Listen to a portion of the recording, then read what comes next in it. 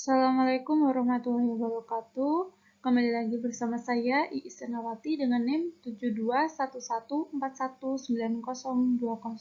Di sini saya akan melanjutkan mata kuliah Sistem Informasi Manajemen memasuki bab 7 yakni pengembangan sistem. Pendekatan sistem. 3 rangkaian pertimbangan yang terlibat dalam pemecahan sebuah kontroversi secara memadai menurut Dewey antara lain, yang pertama, mengenali kontroversi, yang kedua mempertimbangkan klaim-klaim alternatif, dan yang ketiga adalah membentuk satu pertimbangan. Urutan-urutan langkah di sini ada 3. Yang pertama ada upaya persiapan, yakni menyiapkan pemecahan masalah dengan memberikan suatu orientasi sistem. Yang kedua ada upaya definisi, terdiri atas pengidentifikasian masalah untuk dipecahkan dan kemudian memahaminya. Dan yang ketiga ada upaya solusi, melibatkan pengidentifikasian solusi-solusi alternatif, mengevaluasinya, memilih salah satu solusi yang terlihat paling baik, menerapkan solusi tersebut dan menindaklanjutinya untuk memastikan bahwa masalah telah terpecahkan. Upaya persiapan. Di sini ada 3 langkah. Yang pertama, melihat perusahaan sebagai suatu sistem. Yang kedua, mengenal sistem lingkungan. Dan yang ketiga, mengidentifikasi subsistem perusahaan. Untuk di upaya definisi ini ada 2, yakni melanjutkan dari tingkat sistem ke tingkat subsistem, dan yang kedua menganalisis bagian-bagian sistem dalam urut-urutan tertentu. Dan di langkah kedua ini ada 7 unsur. Yang pertama, mengevaluasi standar, yang kedua membandingkan output sistem dengan standar, yang ketiga mengevaluasi manajemen, yang keempat mengevaluasi prosesor informasi, yang kelima mengevaluasi input dan sumber daya input, yang keenam, mengevaluasi proses transformasi, dan yang ketujuh, mengevaluasi sumber daya output. Dan yang ketiga atau yang terakhir, upaya solusi. Di sini, langkah pertamanya itu mengidentifikasikan solusi-solusi alternatif. Yang kedua, mengevaluasi solusi-solusi alternatif tersebut. Dan yang ketiga, memilih solusi yang terbaik. Nah, cara dalam memilih solusi yang terbaik antara lain dianalisis, dipertimbangkan, dan ditawar-menawarkan solusi yang terbaik tersebut. Lalu langkah yang keempat ada mengimplementasikan solusi, dan yang kelima ada menindaklanjuti untuk memastikan keefektifan solusi. Siklus hidup pengembangan sistem atau SDLC. Pendekatan sistem itu merupakan sebuah metodologi. Metodologi itu sendiri merupakan satu cara yang direkomendasikan dalam melakukan sesuatu. Lalu pendekatan sistem merupakan metodologi dasar dalam memecahkan segala jenis masalah. Nah, pengertian dari SDLC ini merupakan aplikasi dari pendekatan sistem bagi pengembangan suatu sistem informasi. Nah, di sini ada SDLC tradisional. Tahap-tahap agar proyek berhasil itu antara lain mencakup 5 tahap. Yang pertama ada perencanaan, lalu dianalisis, lalu ada desain, lalu ada pengimplementasian, dan yang kelima ada penggunaan. Prototyping. Di sini, prototipe sendiri merupakan satu versi dari sebuah sistem potensial yang memberikan ide bagi para pengembang dan calon pengguna, bagaimana sistem akan berfungsi dalam bentuk yang telah selesai. Nah, pengertian dari prototyping ini merupakan proses dari pembuatan prototipe itu sendiri. Lalu, prototipe ini ada jenis-jenisnya, ada 2, yakni prototipe evolusioner yang berkembangnya terus-menerus dan prototipe persyaratan. Di sini untuk mendefinisikan dari fungsional, secara fungsional gitu. Untuk prototipe evolusioner ini untuk menggunakan prototipe ini ada 4 langkah, yakni yang pertama mengidentifikasi kebutuhan pengguna, yang kedua membuat satu prototipe, yang ketiga menentukan apakah prototipe dapat diterima, dan yang terakhir menggunakan prototipe. Untuk prototipe persyaratan, ini juga ada 4 langkahnya, kayak gitu. Yang pertama, membuat kode sistem baru, menguji sistem baru, menentukan apakah sistem yang baru dapat diterima, dan yang terakhir membuat sistem baru menjadi sistem produksi. Daya tarik dari prototyping. Yang pertama, membaiknya komunikasi antara pengembang dan pengguna. Yang kedua, pengembang dapat melakukan pekerjaan yang lebih baik dalam melakukan kebutuhan pengguna. Yang ketiga, pengguna memainkan peranan yang lebih efektif dalam pengembangan sistem. Yang keempat, pengembang dan pengguna menghabiskan waktu dan usaha yang lebih sedikit dalam mengembangkan sistem. Yang kelima, implementasi menjadi jauh lebih mudah karena pengguna tahu apa yang diharapkannya. Selain itu, prototyping juga memiliki potensi kesulitan antara lain. Yang pertama, terburu-buru dalam menyerahkan prototipe dapat menyebabkan diambilnya jalan pintas dalam definisi masalah. Yang kedua, pengguna dapat terlalu gembira dengan prototipe yang diberikan, yang mengarah pada ekspektasi yang tidak realistis sehubungan dengan sistem produksi nantinya. Yang ketiga, prototipe evolusioner bisa jadi tidak terlalu efisien. Yang keempat, antarmuka komputer-komputer yang diberikan oleh beberapa alat prototyping tertentu kemungkinan mencerminkan teknik-teknik desain yang baik. Pengembang aplikasi cepat atau RRD. RRD merupakan kumpulan strategi, metodologi, dan alat terintegrasi yang terdapat di dalam suatu kerangka kerja yang disebut rekayasa informasi. Rekayasa informasi atau AI adalah nama yang digunakan untuk keseluruhan pendekatan pengembangan sistem yang digunakan sebagai suatu aktivitas perusahaan secara menyeluruh.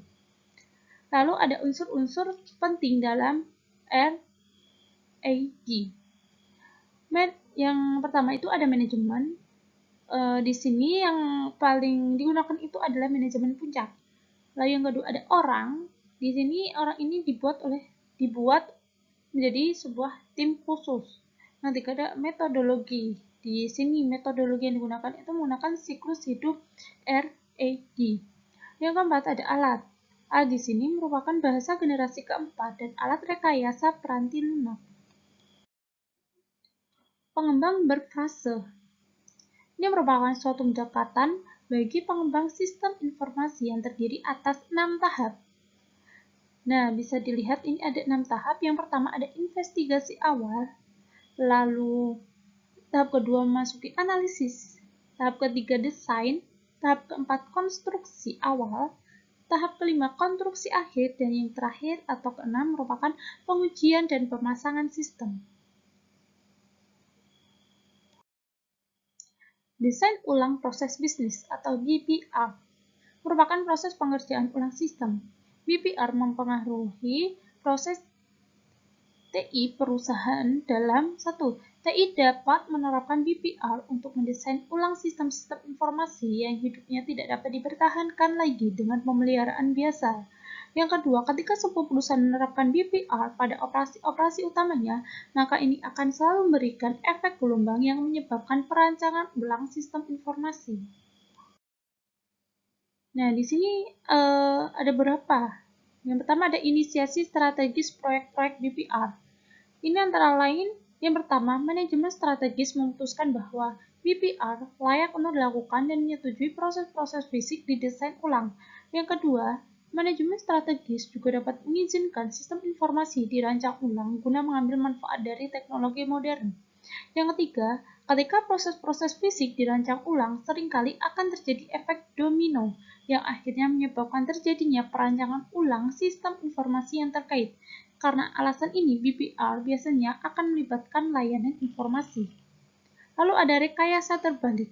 Ini merupakan proses menganalisis sistem yang sudah ada untuk mengidentifikasi unsur-unsur dan saling keterhubungan di antara unsur-unsur tersebut, sekaligus untuk membuat dokumentasi pada tingkat abstraksi yang lebih tinggi daripada yang telah ada saat ini.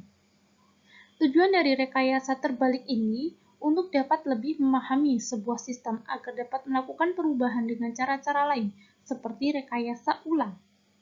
Nah, rekayasa ulang ini merupakan merancang ulang sebuah sistem seluruhnya dengan tujuan mengubah fungsionalitasnya. Itu merupakan pengertian dari rekayasa ulang. Lalu ada pemodelan proses. Nah, dalam pemodelan proses ini ada diagram arus data atau DFD, yakni penyajian grafis dari sebuah sistem yang mempergunakan 4 bentuk simbol untuk mengilustrasikan bagaimana data mengalir melalui proses-proses yang saling terhubung. Nah, ini proses-prosesnya antara lain ada unsur-unsur lingkungan, ada proses, ada arus data, dan penyimpanan data.